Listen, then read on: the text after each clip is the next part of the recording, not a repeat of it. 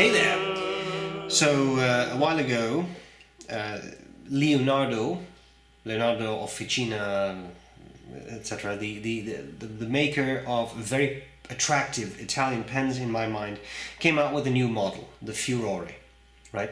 So I contacted Salvatore, who makes these pens, and I said, if you're interested, I would like to review it. I think it will be interesting. And he said, of course, I'll send you one. I will also send you the very new attractive MomentoZero in the Pietra Marina finish. So this is a MomentoZero. I have reviewed MomentoZero before, the celluloid, the acrylic. This is another acrylic, but in a very pretty acrylic. Pietra Marina was the founder of the city of Bologna. Pietra Marina, I'm just kidding. There is sort of a bay with that name, and there's different things. But in any case, I'm very happy to check out this pen, so I'm going to cover the parts of the pen. I will do a writing sample, and I will tell you what I like about it and what I don't like about it. Let's get started. Alright, here we go with the Leonardo MomentoZero in the Pietra Marina finish. This is a Leonardo MomentoZero, as I have reviewed before. I have reviewed the acrylic, I've reviewed the celluloid model. This is just a different acrylic model, but what makes this interesting is that this one has the 1.5mm stub or italic nib on it. I think they sell it as a stub. Here you see it side by side with the Lamy Safari. You can see it's not that small a pen, and I'll be honest, I love the Leonardo pens. I have had really nice experiences with them. I also think the resins used are beautiful. This is no exception. Very attractive, very pretty. So let's cover the parts of this pen. On top, the finial, same material as the rest of the cap. And we have the clip, which is quite stiff, but it has a wheel, so that works well. Then you have two rings here on the cap, and then a final ring down there. We have the barrel, which tapers down ever so slightly into this, which is a blind knob. A blind knob? Yes, indeed. There you go.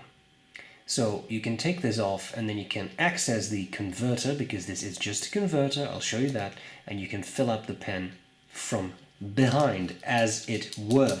Now, you unscrew the cap, and you have the beautiful section, same material as the barrel and cap of the pen. I absolutely love that. As I said, there's a ring there, and there is a blind engraving here that says Leonardo Officina Italiana, and this is number 115. Even if the pens are not limited, they still number the pens, which I think is always nice. As I said, it is a cartridge converter filled pen with a nice nice converter that is engraved right there with, again, Leonardo Officina Italiana. The ink here is the superb B.R.E brown, the most sought after ink since Parker Pen and Sapphire. Hashtag boom. And this is the nib, steel nib, humble steel nibs, number 6, and they work terrifically well. It's laser engraved with Leonardo, Italy. And it actually says stub, which is quite nice. 1.5mm stub, that makes for a significant line, and a ABS feed. So, I'm grabbing some paper. Whoops, sorry. Let's do some writing. Okay, so what we have here is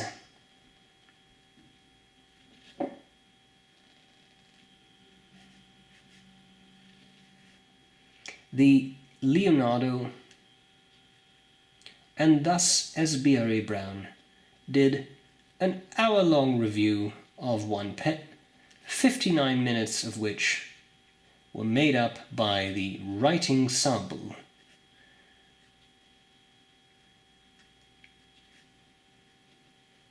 There is much wrong with this calligraphy, but I am trying to not take up too much of your time. So here we have the Leonardo MomentoZero Pietra Marina, harmonic steel, I think they call it, but steel stub. And the ink is, trust me, I won't do the whole thing this way. S-B-R-E, Brown. Boom. Writing. It's a broad stub, which means that you need to be a little careful as to how you hold it. I tend to hold them kind of like an oblique at an angle, which gives a specific line variation. If you hold it properly, with the nib pointing upwards, and bear in mind that I am reaching around a tripod, you get a very nice amount of line variation. Quick writing, always a challenge, because, especially with a stub I mean, because it's very broad, demands a lot of ink, but as you can see this pen keeps up, which is quite impressive. And I have not primed the feet or anything, this is overnight, I have not used it, I uncapped it just now, I wrote with it. I think that's quite nice. Wetness, quite wet, nothing excessive. This is not a springy nib, but, of course, being a 1.5mm nib, you get natural line variation, which is quite nice.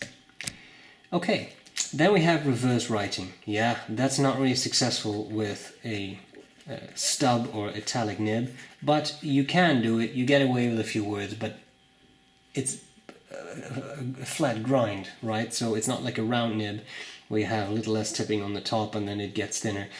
It's a pretty even writer, upside down and downside up.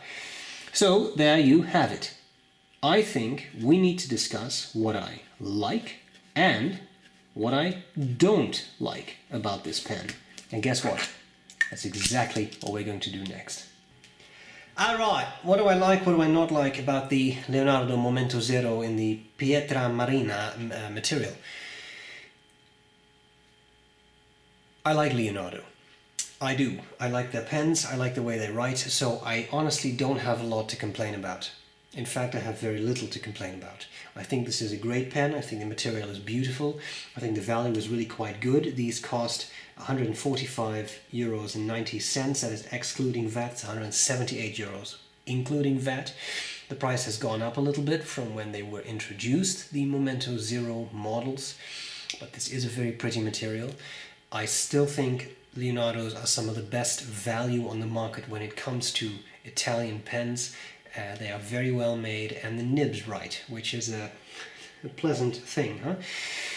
It writes beautifully, it has a great material. I think this price, which would boil down to about 160 US, I don't think it's terrible.